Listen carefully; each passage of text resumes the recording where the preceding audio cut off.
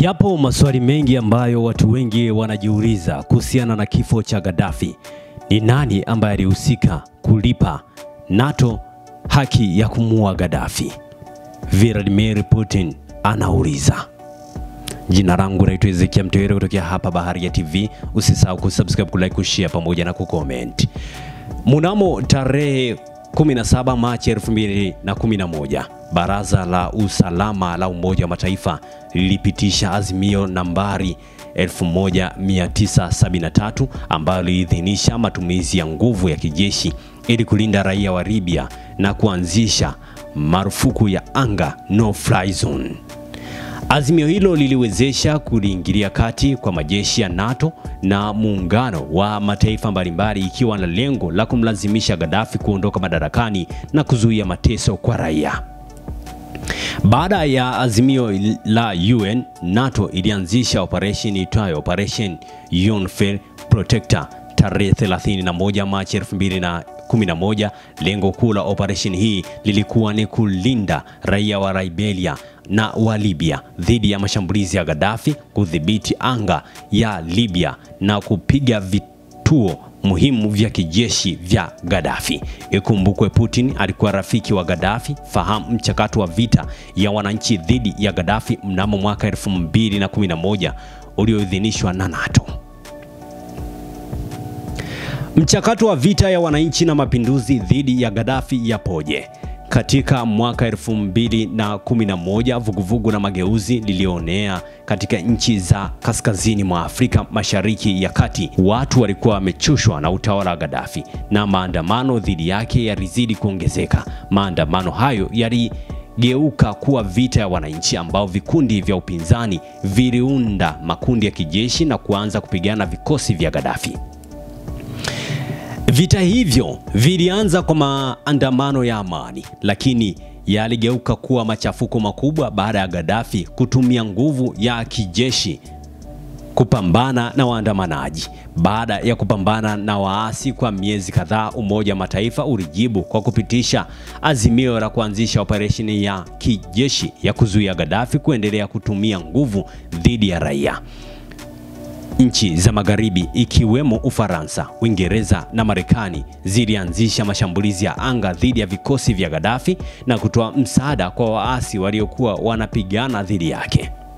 Kuporomoka kwa utawala wa Gaddafi. Hali ya vita ilizidi kuwa mbaya kwa Gaddafi na waasi walifanikiwa kuhodhi miji muhimu ikiwemo Tripoli, mji mkuu wa Libya, mnamo Agosti 2011. Hata hivyo, Gaddafi alikataa kuachia madaraka na alijificha katika mji wa Sirte ambao ulikuwa ni ngome yake ya mwisho. Hali ya usalama ilizidi kuwa ngumu kwa Gaddafi na alikuwa akijua kuwa nguvu za waasi na msaada wa kimataifa zilikuwa zikielekea kumaliza utawala wake. Kukamatwa kwa Gaddafi. Mnamo Oktoba 20 mwaka 2011, vikosi vya waasi viliweza kuzingira mji wa Sirte ambapo Gaddafi alikuwa amejiweka kwa maficho na alijaribu kukimbia.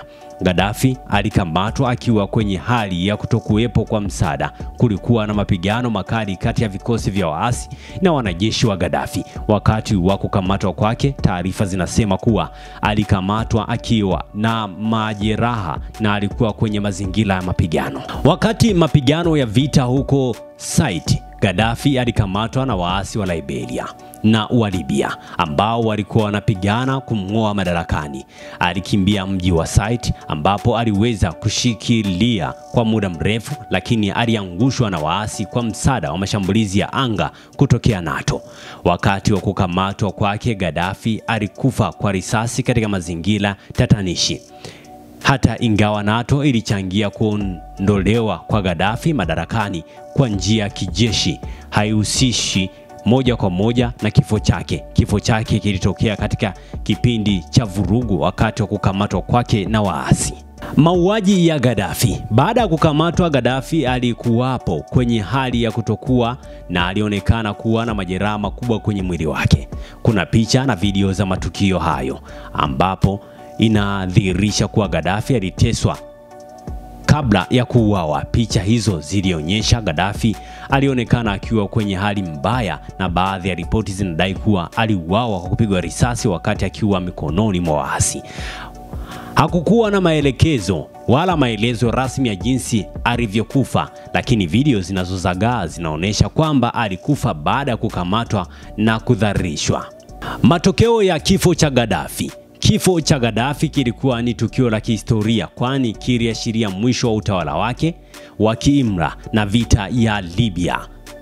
Hata hivyo, kifo chake kilizua maswali mengi kuhusu mchakato wa kumkamata na kumuua. Kifo chake pia kilileta hali ya kutokuwa na utulivu nchini Libya. Baada ya kifo chake, Libya iliingia katika machafuko ya kisiasa na kimafia, kwani vikundi vya waasi viliendelea kupigana vikiwania madaraka.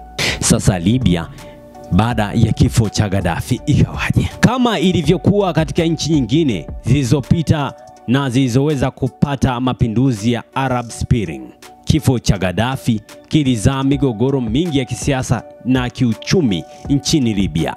Uongozi wa nchi ulivunjika na nchi ilikumbwa na vita vya wenyewe kwa wenyewe kati ya makundi ya waasi. Hali ya kisiasa nchini Libya ilizidi kuwa tete kwa miaka kadhaa baada ya kifo cha Gaddafi, na wakati mwingine imekuwa ikichukuliwa kama moja ya mifano ya nchi ambazo ilishindwa kupata utulivu baada ya kumuondoa kiongozi kwa muda mrefu. Asante kwa kuifuatilia Baharia TV. Usisahau kulike, kusubscribe, kucomment na kushare.